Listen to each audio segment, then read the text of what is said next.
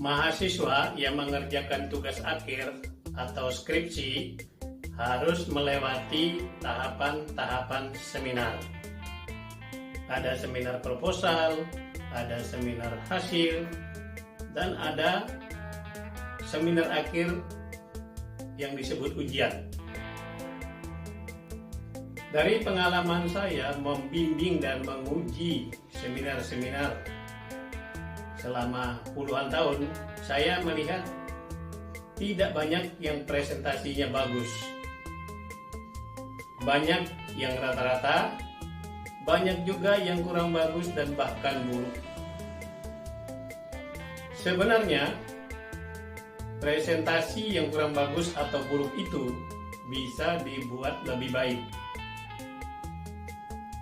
Untuk itu, saya membuat video ini dengan maksud untuk memberi petunjuk sederhana yang mudah untuk diikuti sehingga nanti presentasi kamu menjadi lebih baik, kalau perlu impresif. Ikuti video ini sampai selesai dan laksanakan petunjuknya.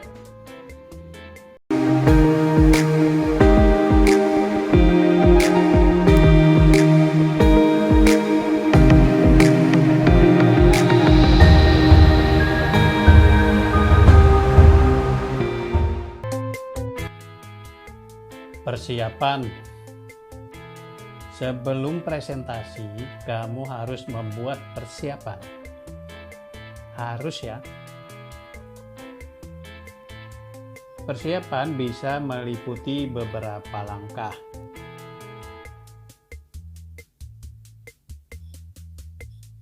Pertama, membuat sistematika presentasi.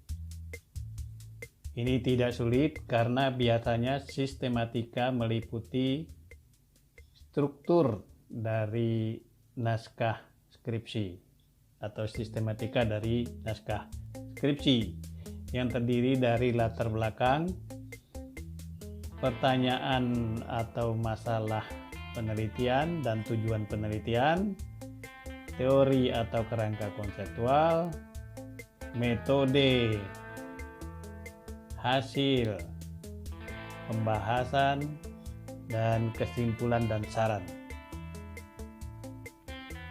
Seminar proposal tentu saja hanya sampai pada metode. Kedua, memilih dari naskahmu kalimat-kalimat kunci atau kalimat-kalimat pokok dan memasukkannya ke dalam sistematika tersebut.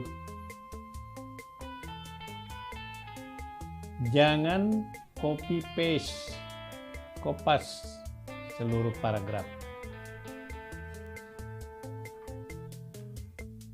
Berikutnya, membuat PowerPoint untuk presentasi dengan memindahkan konten tadi. PowerPoint dapat dibuat menarik dengan style dan warna serta ilustrasi yang relevan. Ilustrasi harus relevan. Contohnya, kalau presentasimu tentang peternakan sapi, maka kamu menampilkan gambar sapi, bukan gambar ayam. Kemudian, gunakan tabel atau matriks untuk meringkas data yang kompleks dan panjang. Nah, matriks atau tabel ini sangat penting dan sangat membantu bagi presenter maupun bagi audiens yang mengikuti presentasi Anda. Sebab naskah yang panjang bisa dipahami secara singkat. Lalu perkirakan slide kamu pas untuk durasi sesuai aturan dari institusi. Misalnya 15 menit.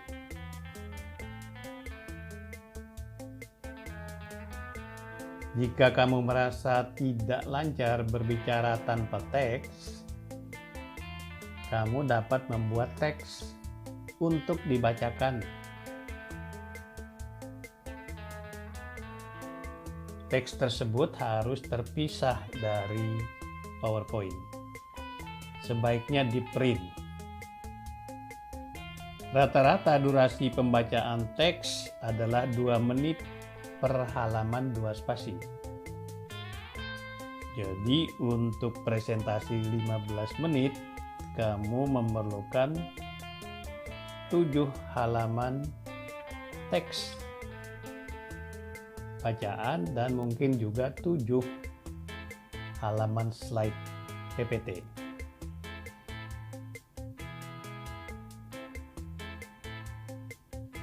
Yang terakhir, dan ini sangat penting, berlatihlah secara berulang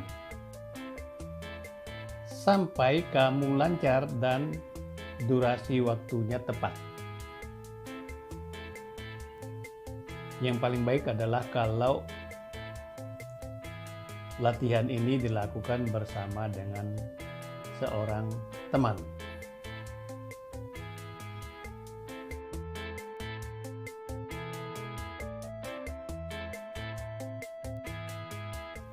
Presentasi dan menjelang presentasi. Menjelang saat presentasi, mungkin sekali kamu merasa gugup. Hal itu normal saja. Bila kegugupan tinggi, berarti kamu kurang siap. Tingkat kegugupan dipengaruhi tingkat kesiapan diri. Tapi jangan khawatir, setelah beberapa menit, 2 atau 3 menit, rasa gugup itu akan hilang.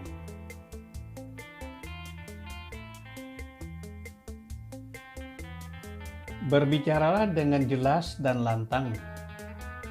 Tunjukkan rasa percaya diri. Bila presentasi online, pastikan audio dan speaker normal. Artinya tidak ada masalah. Tampilkan slide PowerPoint yang berisi kalimat-kalimat kunci tadi. Jelaskan secara oral, lisan. Jika kamu bermasalah dalam memberi penjelasan lisan, silakan membaca teks yang sudah disiapkan sebelumnya.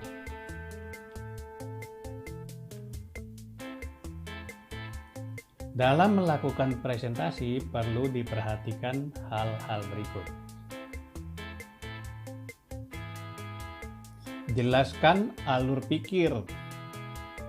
Misalnya, kaitan antara latar belakang dengan masalah dan tujuan dan teori penelitian.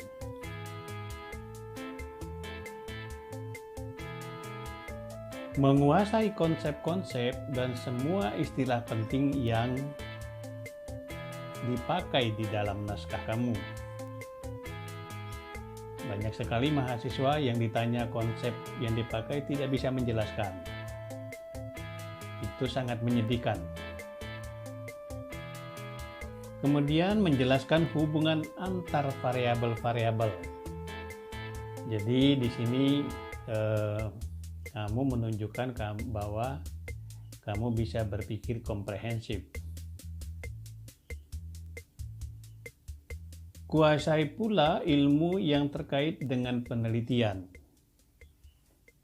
Misalnya penelitianmu tentang kerjasama, maka perlu untuk mengetahui tentang konsep modal sosial atau tentang analisis jaringan dan sebagainya. Berikutnya, presentasi berarti defense. Artinya kamu mempertahankan, ya, bukan hanya menjelaskan tapi mempertahankan apa yang telah kamu tulis. Nah, di sini kamu boleh dan diharapkan berargumen untuk mempertahankan tulisanmu. Jangan selalu setuju saja pada apa yang dikatakan oleh penguji.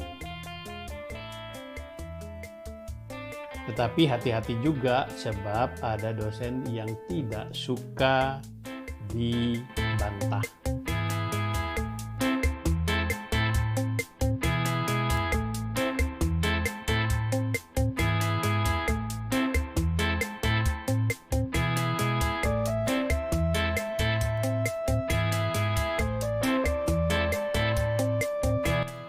Nah, kamu sudah melihat videonya. Kamu sudah melihat dan mengerti petunjuk-petunjuknya.